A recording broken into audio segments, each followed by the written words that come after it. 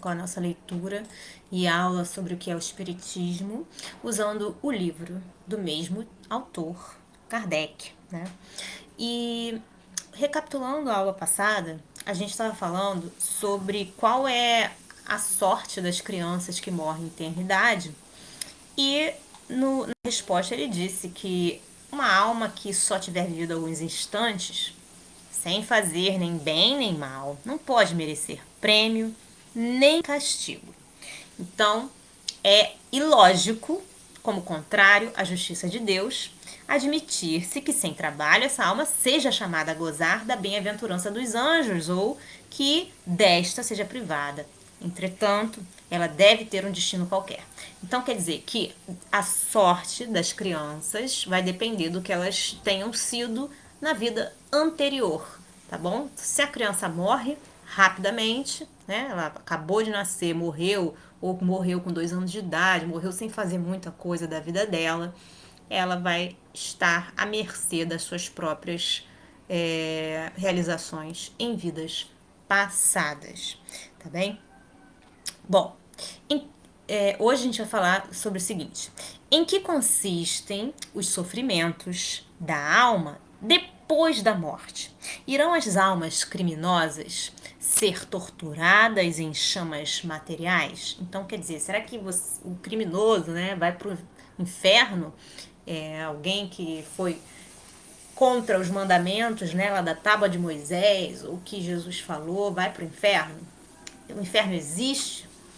Bom, a igreja reconhece perfeitamente hoje que o fogo do inferno é todo moral e não material. Então não é um fogo desse que a gente acende o fogão, não é um fogo desses que a gente bota fogo nas coisas, tá bem? É um fogo, é uma metáfora, tá? E ela atinge a nossa moral, os nossos pensamentos. Porém, esse fogo não define a natureza dos sofrimentos, tá? A natureza é a origem, tá bom? As comunicações espíritas, quer dizer, quando os espíritos vêm e nos comunicam, se comunicam conosco, colocam os sofrimentos sob os nossos olhos. Então, eles dizem o que é isso. E por esse meio, podemos apreciá-los e convencer-nos de que, apesar de não serem o resultado de um fogo material, que efetivamente não poderia queimar almas imateriais, eles nem por isso deixam de ser mais terríveis em certos casos. Então, quer dizer que a dor, o sofrimento, não deixa de ser maior, tá? Só porque não existe esse fogo que está queimando, que está destruindo sua carne, tá bom? Essas penas, esse sofrimento, tudo isso, não são uniformes, não são iguais. Variam infinitamente, segundo a natureza e o grau das faltas cometidas, sendo quase sempre essas mesmas faltas, esses mesmos erros, o instrumento do seu castigo. Se é que a gente pode chamar de castigo, por assim por dizer, para o espírito pode ser um castigo. É assim que certos assassinos são obrigados a conservarem-se no próprio lugar do crime e a contemplar suas vítimas incessantemente. Que o homem de gostos sensuais e materiais conserva esses pendores juntamente com a impossibilidade de satisfazê-los, o que lhe é uma tortura.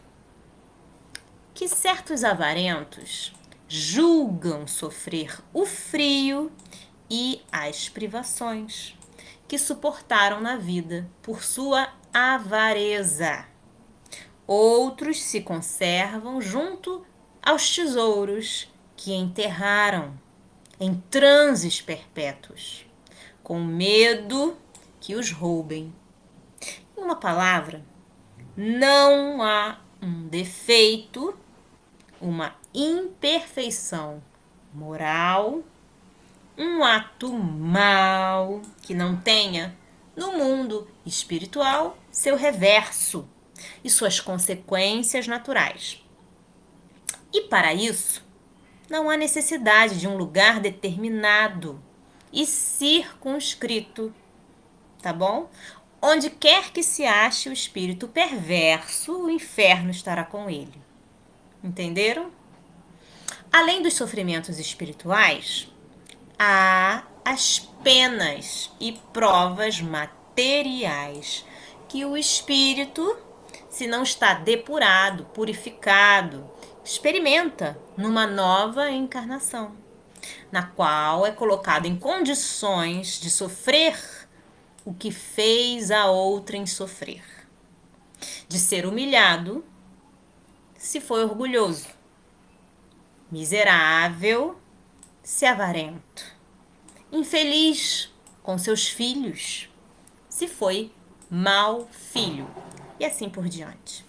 Como dissemos, a terra é um dos lugares de exílio e de expiação, um purgatório para os espíritos dessa natureza, do qual cada um se pode libertar, melhorando-se suficientemente para merecer habitação em mundo melhor. Então nós só vamos para um mundo melhor se nós merecermos. Tá bem?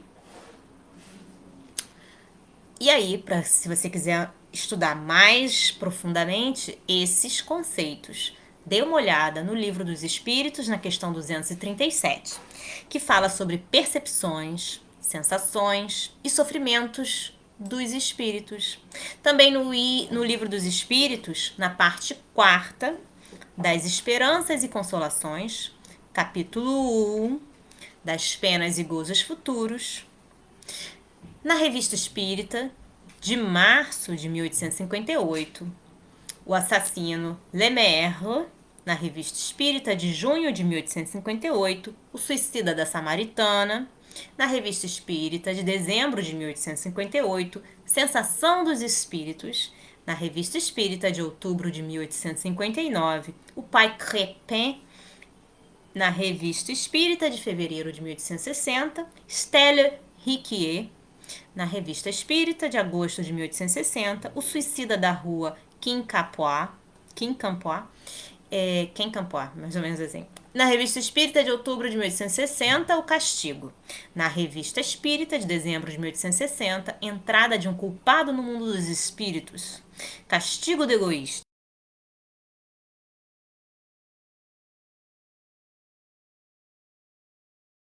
Setembro de 1861, a pena de talião. Bom, gente, ficamos por aqui por hoje. Deus abençoe vocês. Até a próxima.